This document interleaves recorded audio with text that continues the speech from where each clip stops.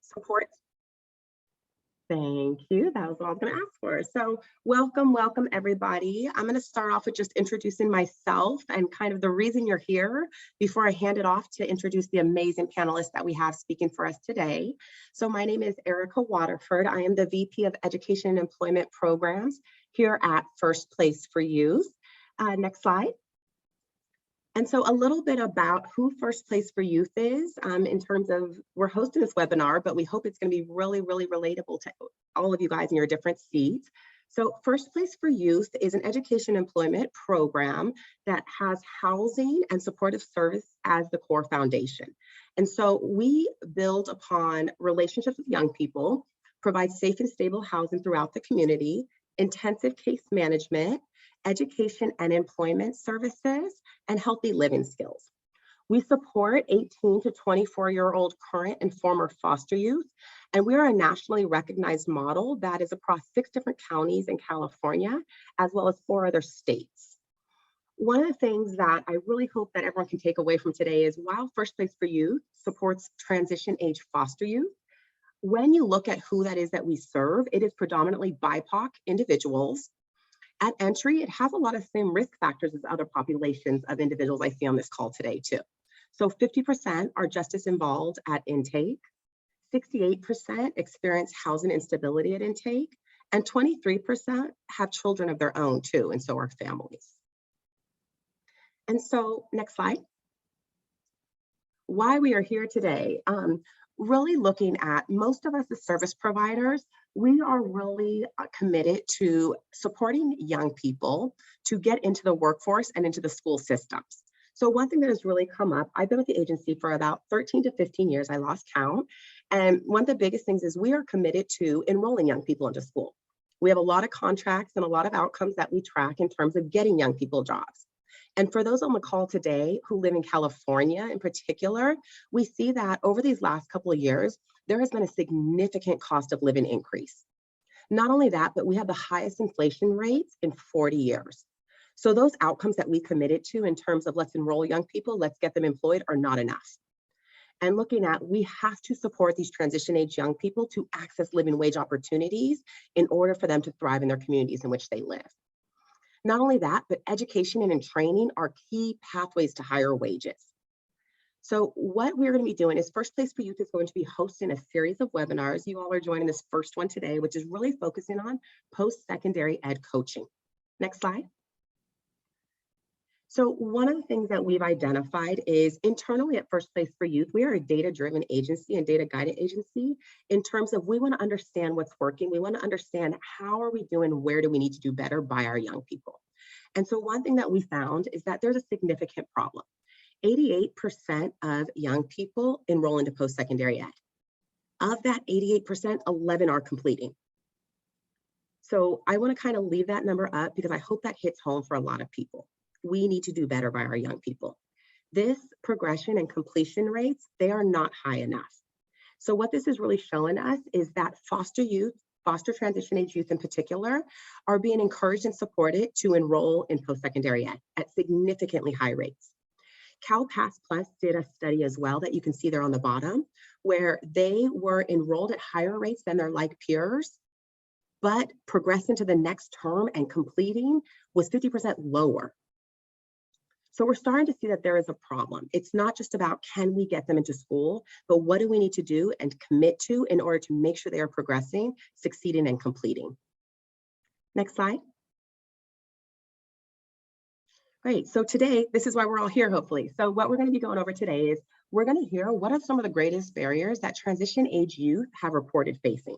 We need to go to the young people in particular and hear their voice.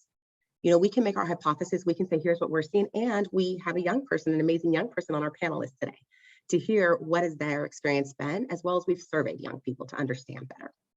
We're also gonna learn and share promising practices to address these barriers. We then also wanna explore what are innovative community college practices that we're gonna dig into that one community college partner that we have on the call today is gonna be sharing with us. So I'm gonna go ahead and introduce my panelists. If we can start with you, Destiny.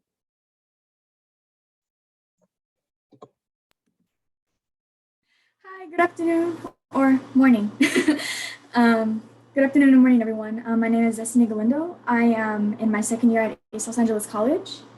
Um, I believe that some of the barriers that I have faced with enrolling and staying consistent with community college are, because foster youth or former foster youth have a different upbringing than the rest of students with nuclear families. We don't necessarily have that support that is provided by either both or one parent. Usually parents are the ones that not only direct us towards how to begin, but also keep track of us and, support us and, overall just root for us to stay consistent with it. And those numbers with the higher enrollment rate and dropping with the completion, those are very accurate because I enrolled in community college, but it has been very, very hard. Like, I'm going to be honest, it has been very hard to stay consistent. I have failed a couple classes, I have withdrawn, but overall, with the support from First Place for Youth, I have managed to, just even if I have my highs and lows, I'm not going to give up. And I wanted to go into further, but I wanted to go further into my experience, but I wanted to ask if you guys wanted to ask me any specific questions so that I'm not just all over the place.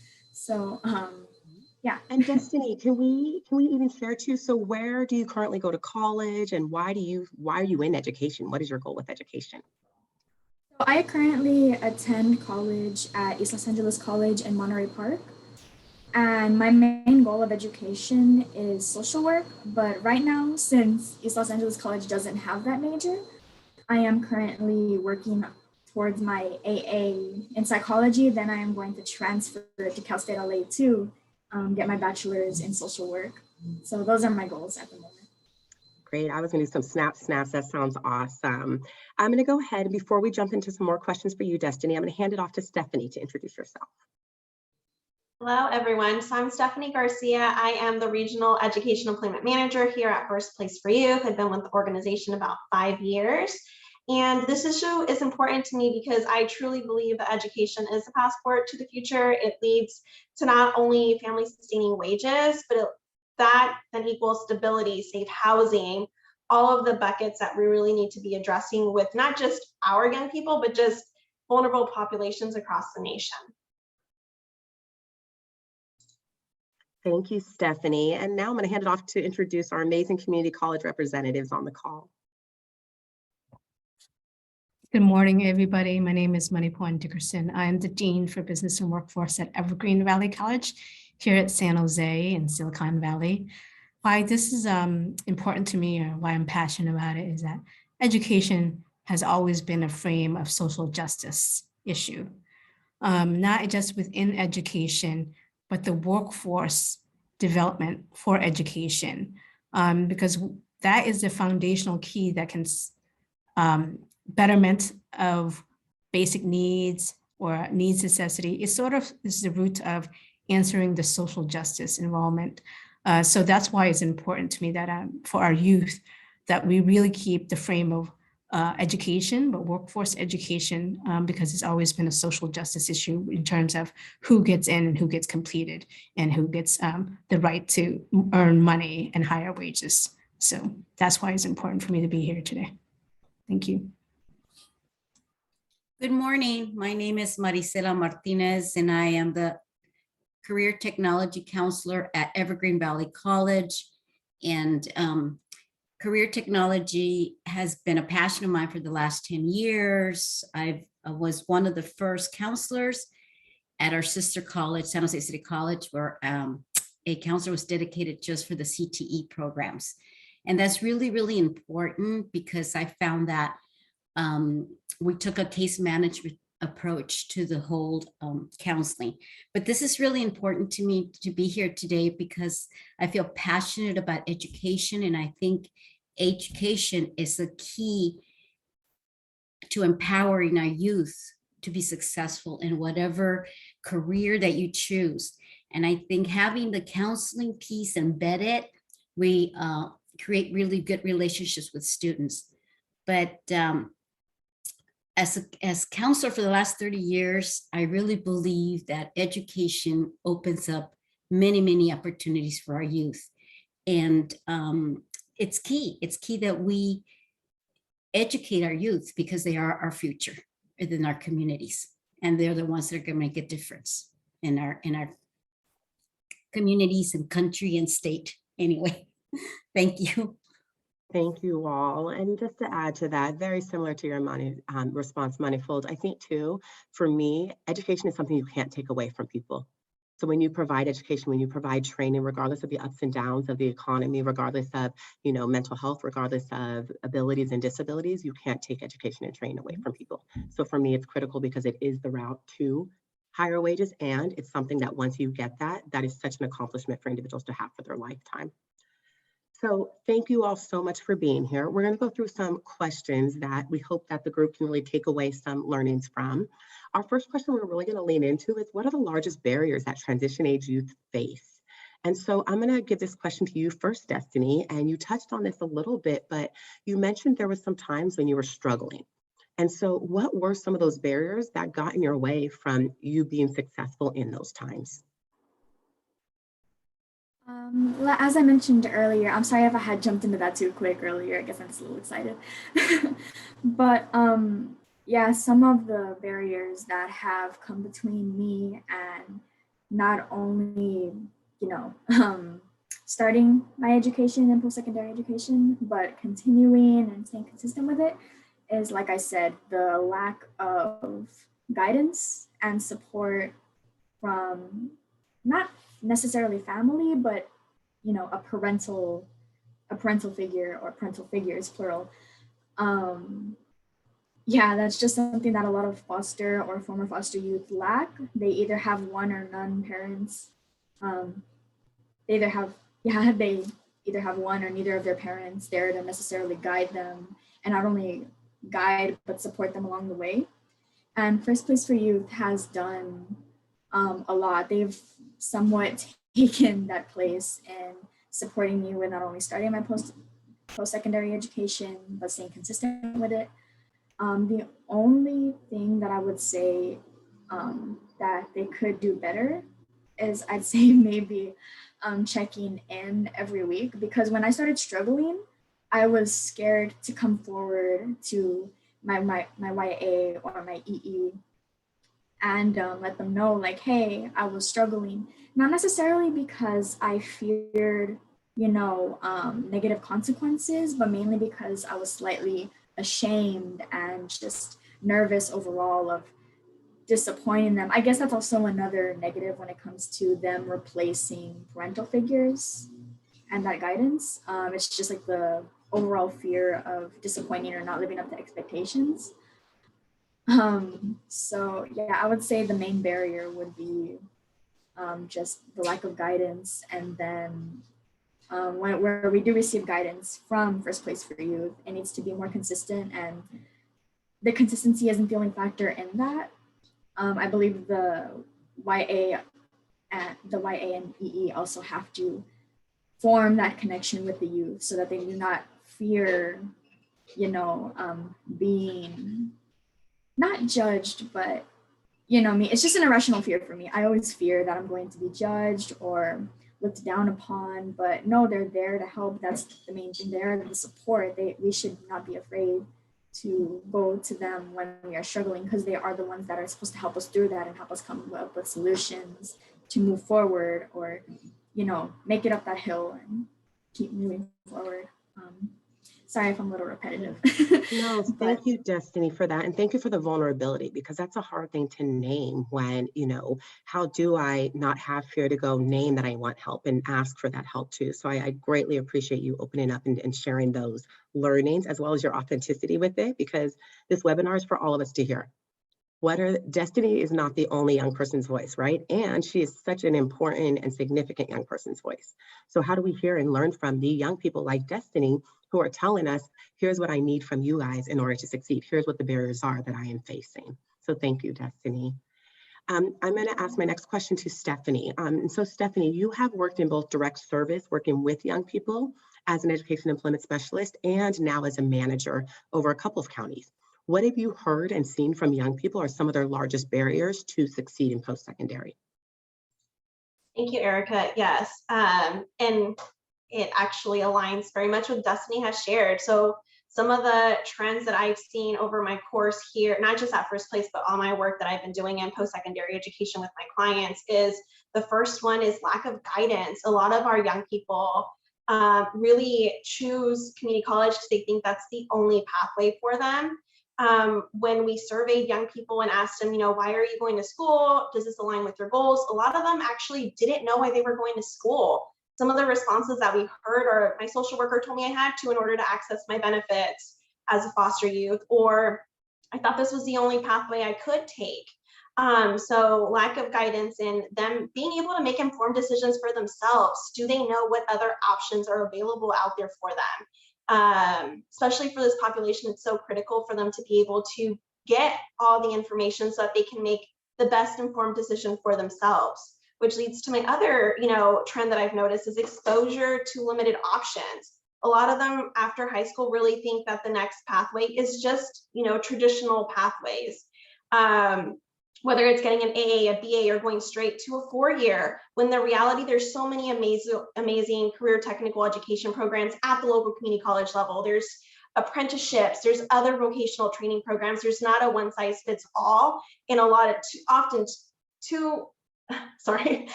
many times they really do think that this is the only path, and them really understanding that it's not linear and that your path might look different than someone else's, but doesn't mean it's not the correct path for you to go down. Another piece is really that motivation and self-doubt. I've seen often too many times where youth and young people get so close to their goals and then they stop going to school or they stop turning in their work, and really trying to understand what's coming up for you. You've been doing so great. And a lot of times it's, the fear of what's going to come next. What's after this program? I worked really hard here. I finally understand how this works. Now I'm going to go out into the real world. Another piece is, am I even going to have anybody to show up for me on my day of graduation? That is a huge piece. And that can be really scary when all of your peers are excited and they have these, huge families, and you're like, I don't even know if someone's going to show up for me. So it's so critical, Destiny named, to create really authentic, real relationships with your clients, to be there for them, the good, the bad, the ugly, and just continue to show up for them, and let them know that they're not by themselves and that we are here to support them through their journey. But I would say the last one is really balancing that work, school, and family life. Oftentimes they don't have huge networks of support. And so how are we supporting them in removing barriers? How are we supporting them in creating plans that are sustainable so that when things do come up for them throughout the coursework, they're able to lean on that and not have to feel like they have to choose between taking care of my child or going to school, or putting food on the table or going to school. Both can happen. We just need to be doing our due diligence as service providers to make sure that we're helping remove those barriers. Thank you, Stephanie. And I'm seeing in the chats too, and everyone using your guys' reaction buttons. Keep that up. I love seeing those reactions too. So thank you both, Destiny and Stephanie. We're turning it to everyone in the audience now. So we know you guys are all experts in this field as well, and you guys all have different scopes in which you serve. So we're going to do a quick activity because we like to engage everyone. So on your screen here in a second, you will see a number that we're going to ask you guys a question. And so the question that we're going to propose to you guys, Teresa, if you don't mind, go ahead and sharing that link real quick with us on the screen, is what post-secondary ed barriers are you guys hearing from your population you serve? So it's supposed to be super short, but just what comes to mind? What is the top word or 2 words that are those barriers? And so what you'll do is you'll go ahead, and I apologize, this is a little bit mini, go to www.menti.com. And once you go to that, you'll use the code 91960968. Odette, do you mind pasting that in the chat for people as well? And that way they can just click on it and paste that right in. And again, what words come to mind when you think about barriers and challenges that young people face in achieving post-secondary ed? And again, we mentioned this already. Post-secondary ed can be community college. It can be state universities. It can be a vocational training. It can be an apprenticeship. So what are those words? And here we will start to be able to see kind of what the audience's words are that are coming in.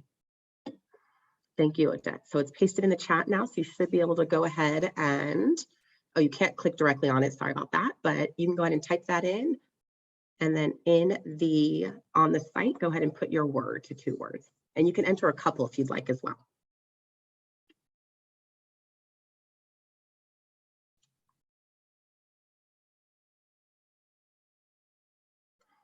Okay. And Teresa, can we refresh too to see what words are coming in live, or do we have to just wait?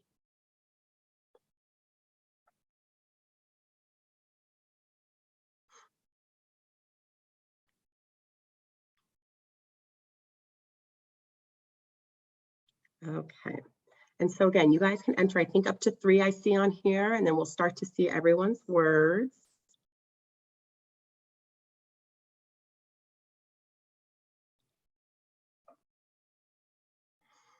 Okay. So while we do that, you guys go ahead. Oh, here we go. We're starting to see them. So what this does too is this is showing us everyone's words. What you will notice is the words that are coming up more frequently will start to get larger. And so I am seeing some themes here. So we see a lot of things about finances, about motivation are becoming larger. Housing, support is another word that I see. I see money kind of listed in a couple different ways on here a couple times. Imposter syndrome, financial aid. So a lot of things around money and finances. Again, other ones too around fear of failure, resources and guidance and support needed.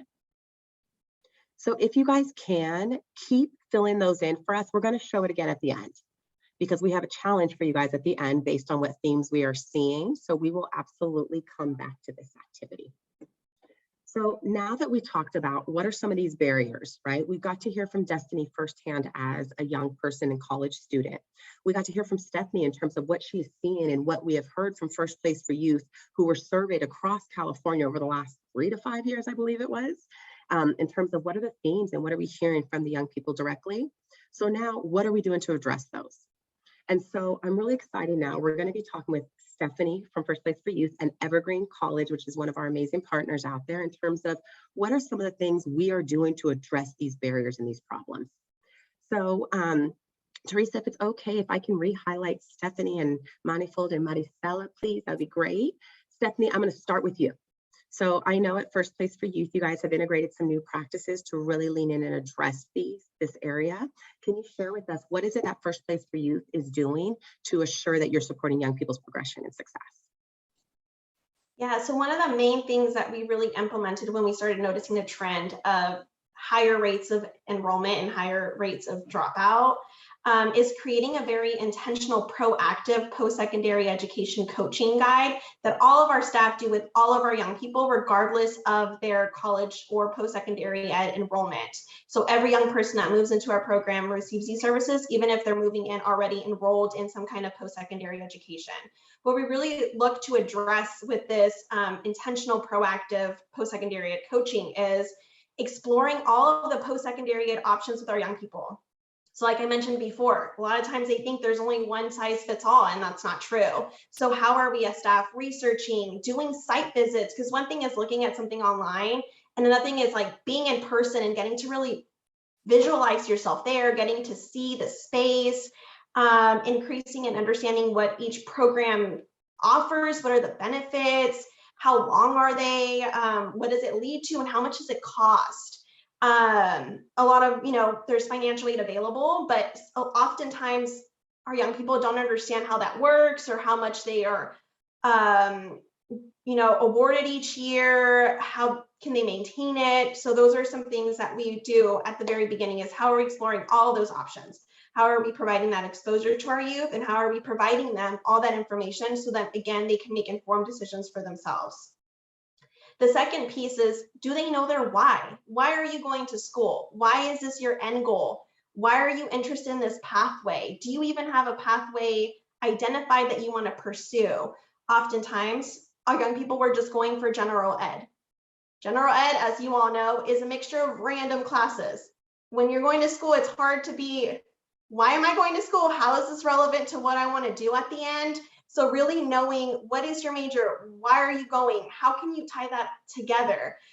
There's much higher rates of completion if you know what your identified goal is.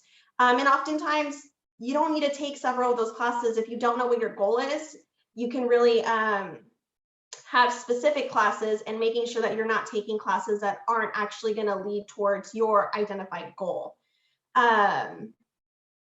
The last one, or third one, is how are we connecting our young people to education and employment opportunities? They're seeing a major, they've been exposed to their career options, they're starting to understand them, and hopefully at this point they've identified a career pathway of interest. How are we then connecting it to employment? How are they seeing that afterwards, right? When you're done with school, what's the next step?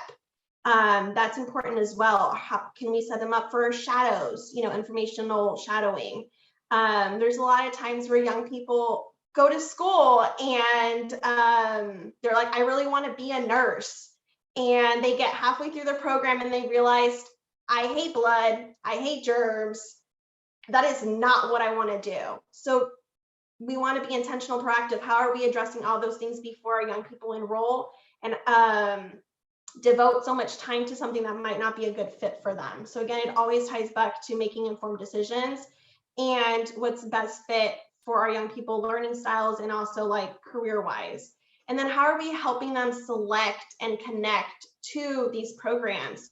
So based on them knowing the different options, they understand why they want to go to school, why they want to pursue this pathway. How does it relate to a job that they actually see themselves doing in the future? And then we help them select and do the warm handoff. So all of this should be happening before we support a young person enrolling in school. It is critical for them to be able to have, a plan for barriers that might come up. How are we removing those plans? So when they're in the middle of the semester and something comes up, it's not, oh, now I have to withdraw because I didn't plan for this. We're being proactive. We're trying to do all of this before our young people even enroll in school. They are connected with their community college staff, like Maricela, if they're going to EVC, right? They know who their point of contact is on campus and off campus, so that they're also building a network of support that is both within program and outside of program at their school program as well.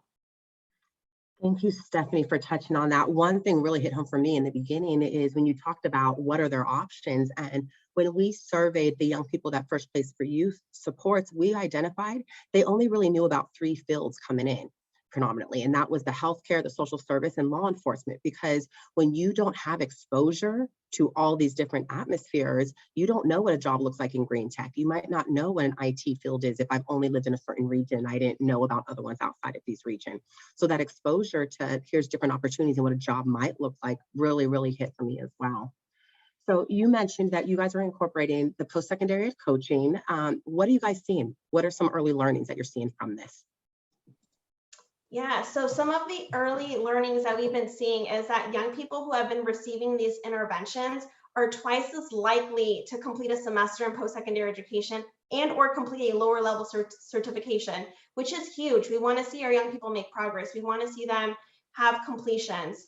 Also, young people that receive these services were twice as likely to actually attain a degree. So again, we're trying to address our young people not only progressing, but also completing. So those are some of the preliminary results that we've been seeing from our young people that have received these services versus young people that have been in our program before we implemented that, and kind of what their progress looked like beforehand. Thank you, Stephanie, for sharing that with us. And so I'm going to switch gears a little bit to a community college. So Evergreen Valley College is an amazing community college we have up here in our Northern California regions. And I have been hearing and working with you guys on some of the amazing things you guys are incorporated. So Maniphone and Maricela, could you guys share with us what are some of those practices that you guys have really been intentional about incorporating? Yes, thank you. And as you know, Stephanie mentioned, we're one of the intentionalities making sure that the students get here. So when the partnership flows with the intentionality. So one of the things that we've done within my division is that that case management, the individual attention, is directly with a key contact with Maricela as a counselor, but also as me as the dean. So not only because Maricela knows if it needs the dean leverage, I will go to bat to get the dean leverage. So it's not just about having a counselor, but also an administrator that would be willing to, go to bat for the student. And the student also has me as their advocate as well, not just the counselor, but also a key administrator who knows whether they can't get into A&R registration. There's a hold. Maricela and I really work with each other very close. And the intentionality, when she tells me that I need to act on it, I do go to that. So one is that direct intentionality of case management with a CTE counselor, but also with a key administrator. And the second one that we do is we know there's a lot of financial barriers, right? So laptops, textbooks, we have pretty much eliminated that cost by already having the textbook loans ready for the course, the technology loans. So that is very intentional, that we know the cost can be very heavy for our students, even if some think it's only $80. Only $80 means a lot to our students. And even if you say it's online version, that's only $25. We sort of took in away that necessity, like where am I going to pay for these extra costs towards the education? And the third one is really, we talk about our industry partners, right? The direct alignment to our industry partner, where, as Stephanie mentioned, that information session. So we have information sessions about our industry partners who will employ you when you finish the certificate. We do that ahead of time. Like, for example, for our advanced manufacturing, Maricela can attest to this, we do a direct information session so you understand what job skills they're really looking for, how this course that you're taking is directly related to those job skills. And third, the amount of salaries that the industry partner will pay you at entry level. And if you finish it, this is where your skill set will pay you at the next level. So in Silicon Valley, it's very imperative that we are preparing our students for the next iteration of jobs of tomorrow's workforce with the skill set and the salary wages. So the companies also that we partner with indicate the key benefits. They say, we have employee benefits. What the students don't understand is that if you find a job that will pay you employment education benefits, they will pay you to continue your education if you work for them for several years. That's another resource that these companies have. So our first key to the industry is that moving the students from a 50-50 chance of employment to a 90 to 100% chance. And that's where our industry partner comes in, as well as making that MOU, direct MOU, say, we take our students who take these courses, you will engage in an internship, apprenticeship, or direct employment. And we also have added an industry connection mentor coach for our students. So not just aligned with a counselor who coaches them through and navigates through the system of education, but there's also an industry connection mentor that coaches them through, okay, what does a resume look like if you want to upload it online? Eliminating some of the imposter syndrome, not just only for education, but also in the workforce world. So our industry connection mentor coach, Fred Mitchum, is in the industry. A lot of times that career coach or mentor coach is used for the professional. And we said, why not use it for our most needed students and population at the beginning? So those are one. And then institutional wise, our institution, our president has instituted humanizing the curriculum, trying to decolonize the curriculum that, so Destiny, who comes into the curriculum, doesn't feel like she's being judged or being set as a second imposter syndrome. So our president has a second cohort of faculty going to the workshop of dehumanizing the curriculum and making sure that that's how we deconstruct and decolonizing the curriculum kind of in a way, right? So that's really been a key parameters. And Maricela can talk about a little bit about her approach about case management and how we really hold our students. And we don't call it coddling. So taking the word coddling away, our students have never been coddled in their life. This is a caring initiative and a very caring. And I even take away the word intrusive, meaning our students have never been cared for. That's why they sort of resist. And they have to question why are you paying so much attention to me? I've never had that much attention. So Maricela will talk about how she does that in a daily basis with our students. Mm-hmm. Thank you, Moni. My job really is to make sure the students stay in school, right? And retention, because as we saw the statistics, we're really good at bringing them in, but not very good in keeping them and then making sure that they finish. So my job, I see it as, and has always been, to make sure I'm there for them. I create a relationship with our students. And that's why it's so key for the counselor being embedded in the program, because I'm there to give them all the information they need. And really, it's about empowering. And I think empowering is giving them information and giving them information about, the different pathways they can take, but also connecting them to the different support systems on campus and their ability to go to those different resources and ask for help. So one of the things that students are not very good at asking for help because they feel embarrassed. They feel, if I ask questions, they're going to think I'm dumb or whatnot.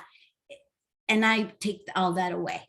I want to make sure that my job is to talk to them about, what is it that you really need? What's your ultimate goal? And these are the pathways that you can get to your goal. If your goal is to immediately get out in the job market, we could, give the certificate of achievement in this area, but that doesn't mean you can't move forward towards a bachelor's degree. So we take it in steps. I also talk to them about balancing, work, home. You have to have a fun life as well. And so I do a lot of time management with them, making sure that they, have priorities, making sure they, how many hours they need to put aside for a study time, for homework. So it's building a really well-rounded relationship with them, and the students knowing that they can always come back to me when they come across barriers, and make sure that we're opening up doors and barriers, like tutoring, or if they need food, we have a market on campus where, they can get food for free and whatnot. And they come in, the food bank comes, once a month, I think, on campus for the students. So really my job is to empower students, having them not feel that they're imposters, because believe me, all my life I felt like an imposter. I don't belong here. What am I doing here? They're going to know that I'm not good enough. All of that, I want to make sure that it's out the door and that they do belong there. That this is their life. They need to take charge of their life. So again, my job is to empower the student, giving them the resources, getting the barriers, helping them help themselves, removing barriers, knowing how to do that, knowing what to ask the questions, knowing how to challenge even grades if they feel they've been given the grade that they deserved an A, but they got a C, and they just, and so we talk about how do we challenge that, how do we go about making sure making sure we challenge things in a positive manner. So again, I have throughout my years, I have really built relationship with my students.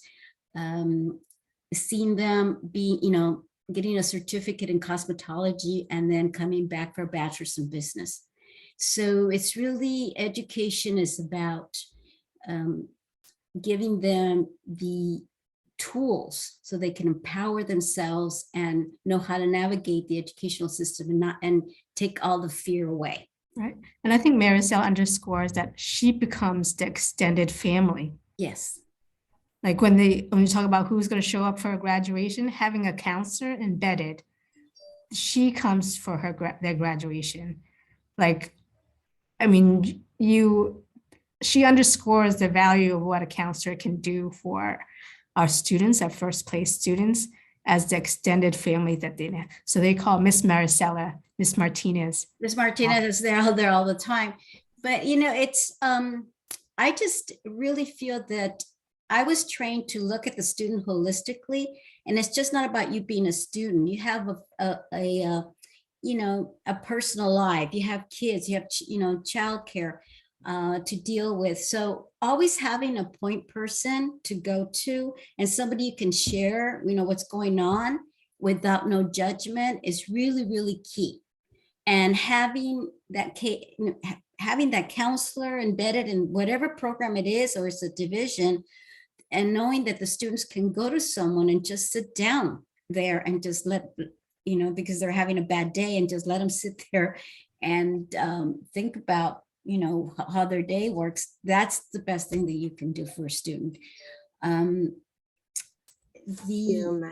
Yes, I mean, I couldn't have said it better than all of you guys. I'm so appreciative to be working alongside people like you all who are naming these things. And just some of the things I really took out from everyone's comments were the holistic and humanized approach. And how do we help the individual as a whole human being, not as someone coming through our door where there's 5,000 students or First Place for You serves this amount a year, but really humanizing it. I love, Maricela, how you talked about, you are their champion as well. And I know, Stephanie, your team has printed giant faces of young people graduating and shown up at their graduations with their faces printed on giant boards too. But also being there those first days to hear how it went and supporting through, Maniphone and Maricela, you guys really touched on this too, ongoing. And Destiny, you talked on this too. How can we do it better? How do you make it more frequently and ongoing? So thank you guys for sharing those. I want to just kind of end with one question too, and how do we continue to do this work? Right? We're not solving all the problems overnight. We hope everyone can take a little bit from here and a little bit from there and continue to make different impacts in different spaces. But I'm going to start with you, Destiny.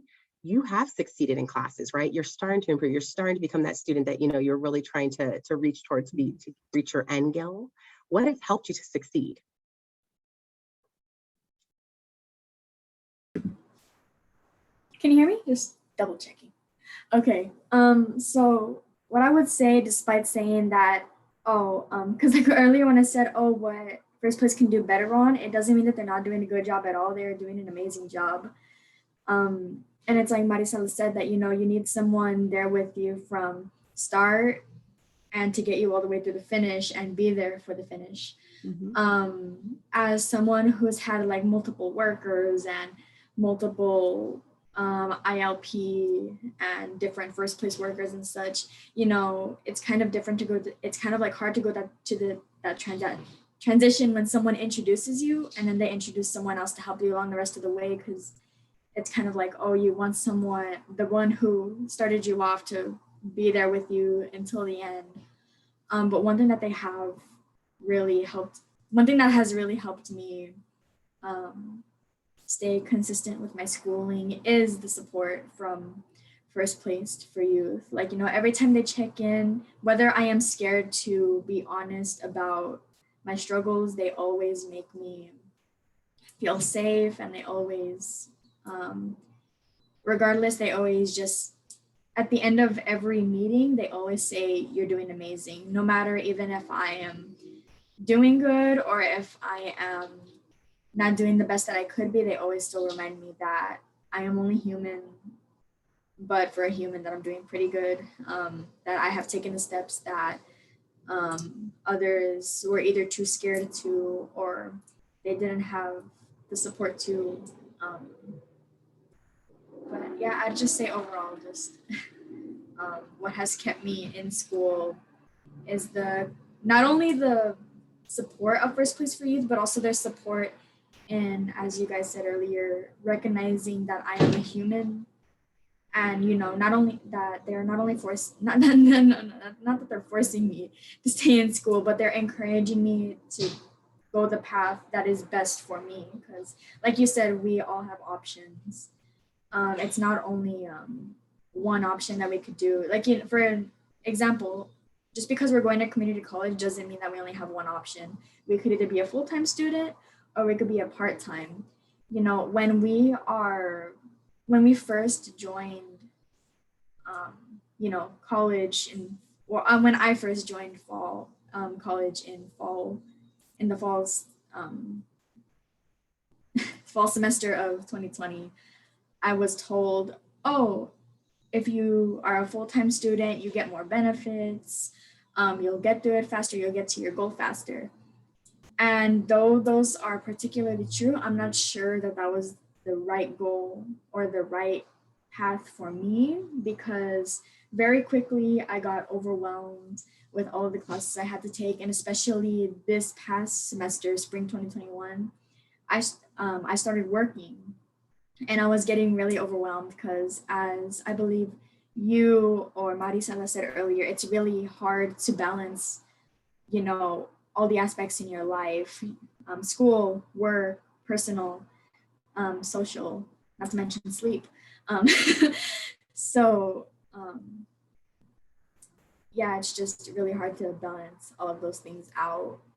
And in the end, being a full-time student, even though that was what was encouraged for me to do, this last semester is when I had it the hardest, as I mentioned, because I was working. So I've learned, and I've talked to my EE and YA at First Place for Youth, and they said, you know, you may be encouraged to do one thing, but always remember to do what is best for you. And they kind of went over my options, and they're like, do you want to take a break from school? Do you want to continue with it? And I'm like, you know what, I really do want to continue with it, but only take 1 or 2 classes in the next fall semester. So they're still encouraging me to do what they think is best for me, but they're not putting any pressure on me to do these things. So I believe just them recognizing that I'm a human being, but also giving me the motivation to move forward with my goals. Just, yeah, the range of options and the support, it's just, that's what's keeping me in school right now. If it weren't for them saying, you know, it's okay to move forward, but not move at the pace that everyone's, you know, expecting you to, that's really important. It's really important to recognize the individuality of everyone, that they all have different paths. They all, you know, what matters is that we move forward, and that's what they're really for.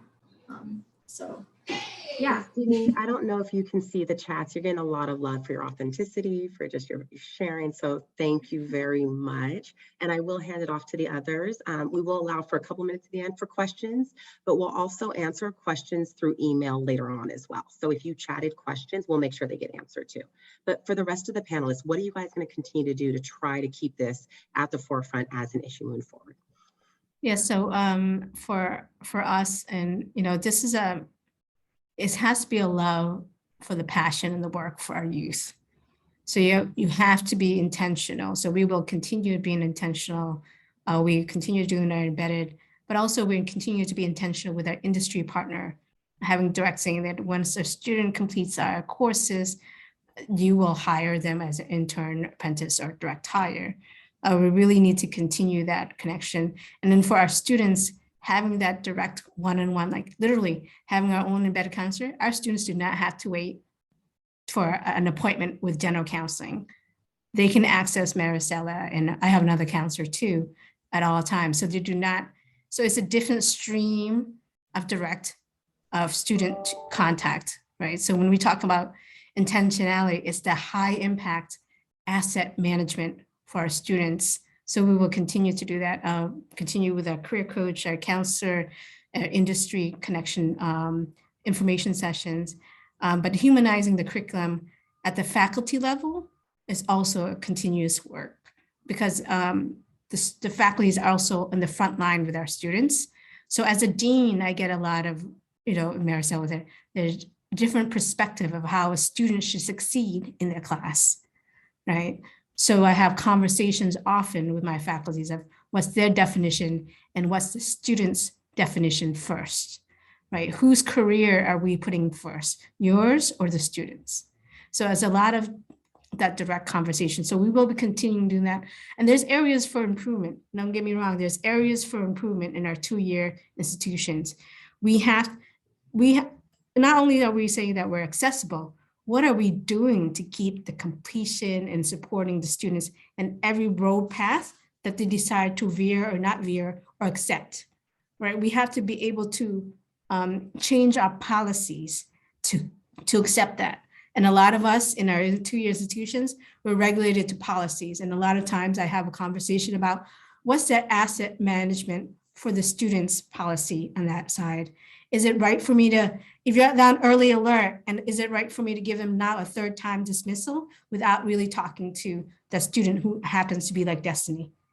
Okay, Destiny, why are we on the 3rd year dismissal? What can I do to help you? What's going on with this 3rd year dismissal, right? And instead of just rubbing off our students at academic dismissal or probation, we really need to look at a deeper value of our students. So more humanizing of our policies. So that's what we're looking to improve, is humanizing our policy, not just the curriculum, but our policy. So Well, I will continue to make sure that I keep my practices retaining students, making sure that I give them the tools and the resources available so they can be successful, and do lots of follow-up like I do now. And one of the key things that Mani brought up is about the classroom faculty. Also, because the counselor's embedded, I do certainly, what the students telling us about what's happening in the classroom and how we can change, curriculum to best meet the needs of the students. And so that really close relationship between the classroom faculty and the dean and the counselor, and of course is what we're taking from our students, what are the feedback we're getting, the faculty then make changes to make sure that they're doing their job to retain the students in the classroom as well. So that's one of the key things that I forgot to bring up earlier. So I will continue with those relationships, with the students, the dean, and the faculty on campus, and the faculty and all of our resources on campus, so that our students stay and finish that goal line. And in fact, that has been successful because the number of certificates within our division have gone up tremendously with the embedded counselor in the division. So thank you for the opportunity. And thank you, Destiny, you're awesome. I'll go ahead and share what First Place for Youth is going to continue to do. We're going to continue to incorporate our intentional, proactive post-secondary education coaching to our young people, making sure that we're not only creating exposure, but also how are we creating access for our young people when they're done with when they're getting close to finishing the school. Can we create community partnerships, employer partnerships to help create a pipeline for our students as well?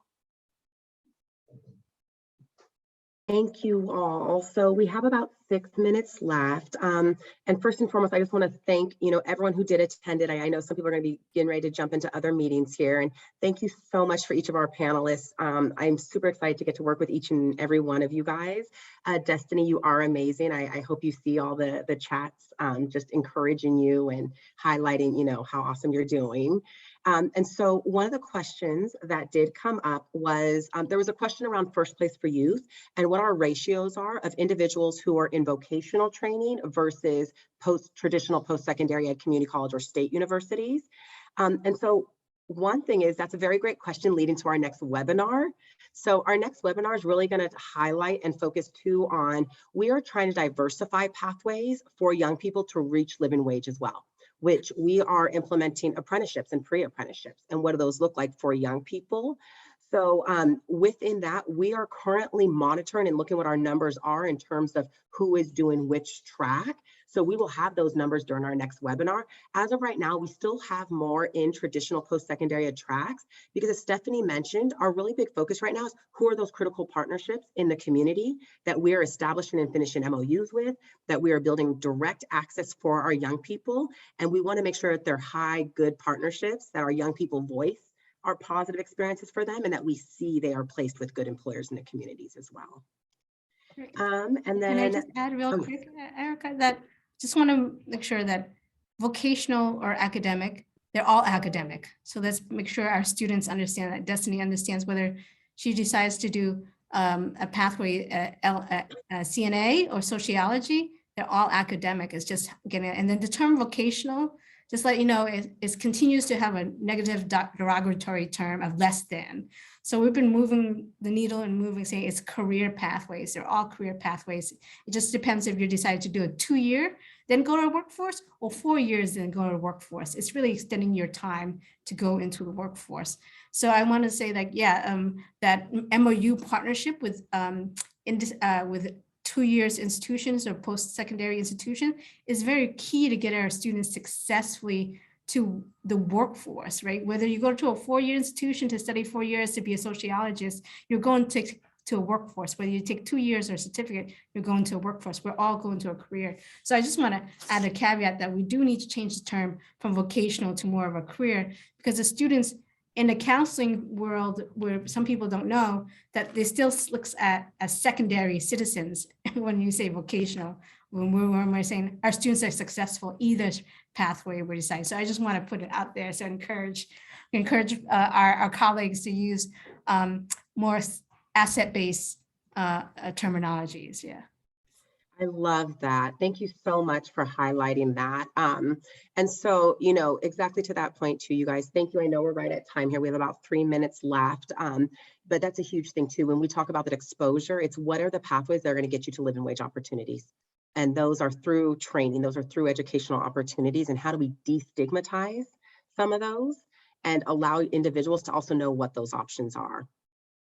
Yes, adult schools. I see a bunch of things coming in the chat. Okay, really quick, we might be able to take one more question. I see one here is, are services provided by foster liaisons consistent across the board, or does it vary by institute? So I'm going to put this question to Manifold and Stephanie. Just what have you guys seen? It varies from institute. In California community colleges, there's 116 of us, and how we engage with it varies from every institute. So, but I want to empower our colleagues here, get to explore who are the administrators, especially the deans who oversee the career workforce world. They will be the first to innovate and collaborate with you. So work with that. They do different things differently, but we all have a foster youth focus, but how we do that is different from each institution, but tap into the resources. I think Manny said it best. It definitely varies by institution, and creating relationships with whoever is the dean at the highest level at each institution is key to building a great relationship with the foster youth liaison and making sure that services are being provided at each, institution in equal ways. Thank you all. So the last thing I'm going to leave us with as we step out is the last youth voice, because that's why we're all here. This is what's the most important. It's all about the young people. So when we surveyed young people, this is what we heard they want from all of us. This is what they want us to commit to. This is what they're saying all of us as service providers can do and can do better. So you'll see a lot of it is, how do we support them versus enabling them? How do we help them share their stories? How do we treat them as young adults? And how do we help them set SMART goals while holding accountability and share their success with them? So those were some of the biggest themes we heard from young people across California, saying, here is what a service provider would help me with. This is what I'm asking from all of you guys as service providers. So we're going to leave this up just as our parting thing. Thank you everyone who joined today. We did record this, so we will be sending out the recording as well to everybody. And again, if you guys have additional questions, put them in the chat. We'll make sure they get answered through email. And one last thank you to all the panelists who joined today. Thank you guys so much for taking your time too. Odette, can you send us off with some music?